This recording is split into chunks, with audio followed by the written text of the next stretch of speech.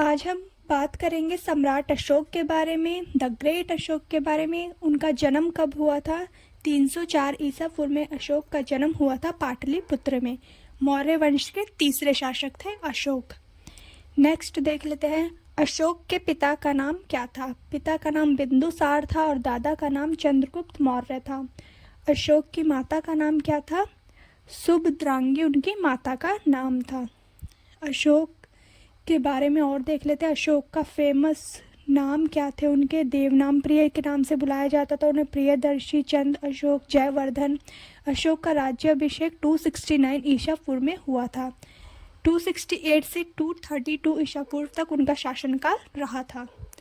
Next है अशोक का कलिंग युद्ध, जो सबसे घातक युद्ध माना जाता है। 261 ईसा पूर्व में ये युद्ध हुआ था। मौर्य साम्राज्य और कलिंग राज्य के बीच हुआ था। 2 लाख से भी ज़्यादा लोग इसमें मारे गए थे। बहुत खून खराबा हुआ था। अशोक की जीत हुई थी। इसी युद्ध के बाद अशोक ने बौद्ध धर्म अपनाया था। ये युद्ध देखने के बाद सम्राट अशोक के शिलालेखों की खोज सबसे पहले फैंतलर ने 1750 में की थी और इसे पढ़ा किसने था? जेम्स प्रिंसिप ने पढ़ा था। अभिलेखों की भाषा प्राकृत, यूनानी और अरमाइक थी। अभिलेख वह होते थे जो अपने बारे में हम लिखवा देते थे, जैसे पत्थरों पे ना, स्तंभ पे। 33 शिलालेख हुए हैं।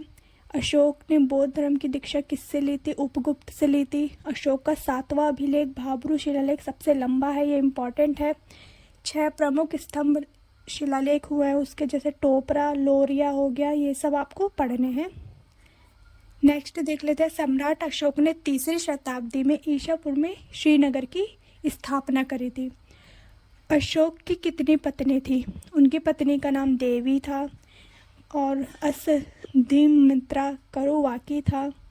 मौर्य वंश का अंतिम शासक कौन था? बृहदरथ था। अशोक की मृत्यु कब हुई? 232 में। तो ये था अशोक के बारे में। Thank you.